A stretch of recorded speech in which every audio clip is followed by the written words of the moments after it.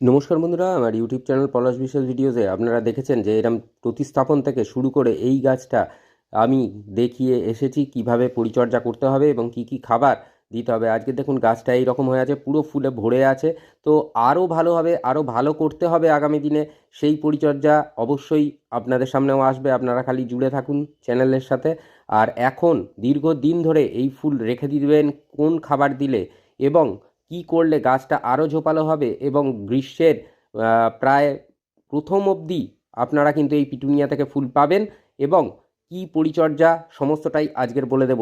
সবার প্রথমে বলে দিই যে যে কোনো গাছের মাটি যদি উচ্চ জল নিকাশিযুক্ত হয়, বেলে দোআঁশ মাটি যদি আমরা তৈরি করতে পারি, তাহলে কিন্তু খুব ভালো রেজাল্ট পাওয়া যায় সব গাছ থেকেই। আর পিটুনিয়াও তার ব্যতিক্রম নয়। এই পিটুনিয়া গাছ দীর্ঘদিন ধরে কিভাবে ফুল পাবেন, এই যে দেখুন ছোট ছোট যে শুকনো ফুল, সেগুলো ডাঁটি সমেত কিন্তু আমি কেটে দিচ্ছি, অর্থাৎ যাতে বীজ না আসে সেই ব্যবস্থাপনাটা আমাদের রাখতে হবে। তাহলে বীজ এসে গেলে কিন্তু এদের জীবনচক্র কমপ্লিট হয়ে যাবে।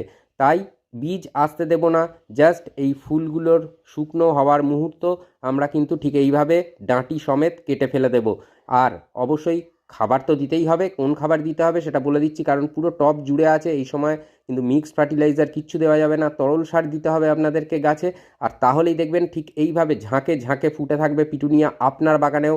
এবছর আগামী বছর আরও সুন্দর করব, আরও ভালো করব, এখন থেকেই কথা দিয়ে গেলাম। আর অবশ্যই আপনারাও কিন্তু যেভাবে ফলো করে যাচ্ছেন সেইভাবে করতে থাকুন। এটা দেখুন কি নিচ্ছি, মাইক্রোনিউট্রেন্ট। আমি বায়োভিটা এক্স দেখাচ্ছি মানে এটাই নিতে হবে এমনটা নয়, যে কোনো মাইক্রোনিউট্রেন্ট আপনাদের কাছে থাকবে সেটাই ব্যবহার করবেন। 1 লিটার জলের একটা কন্টেনারে নিয়েছি, মোটামুটি 1.5 ml পরিমাণ নিলাম। এটা অনুখাদ্য, যেগুলো কিনা গাছে ফুল আনতে বিশেষভাবে সাহায্য করে, ফুল ধরে রাখতে সাহায্য করে। তার সাথে দিলাম কি, এটা লিকুইড হিউমিক অ্যাসিড। কতটা নেব? 1 লিটার জলে 1.5 ml এর মতন। যদি ডাস্ট ফর্মেশনে থাকে 2 গ্রাম নেবেন। আর এটা ভালো করে গুলে নিতে হবে। গুলে নিয়ে 10 দিন অন্তর আমরা এই খাবারটা পিটুনিয়া গাছে টবের মাটিকে দিতে থাকবো, খাওয়াতে থাকবো। আর এছাড়া আর কতটা পরিমাণ এটা দেখে নিন। এটা হচ্ছে অনুষ্ঠান বাড়িতে খাওয়ার যে জল খাওয়ার জন্য যে গ্লাস দেওয়া হয়, 200 ml এর মতন মোটামুটি ধরে জল। আর যে কোনো সময় খাবার তরল সার বলুন বা জল বলুন, ঠিক পিটুনিয়া গাছের পাতাটা এরম হাত দিয়ে সাইডে ডালটাকে তুলবেন, তুলে দিয়ে দেবেন।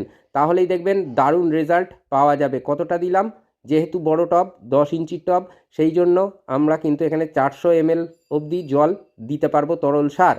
আর এভাবেই করলে আপনার পিটুনিয়া হবে সেরা সেরা, দীর্ঘদিন ধরে ফুটবে পিটুনিয়া, আপনার বাগানে ফুটে থাকবে। কোনো চিন্তা করতে হবে না, এভাবেই পরিচর্যা করে যান এখন।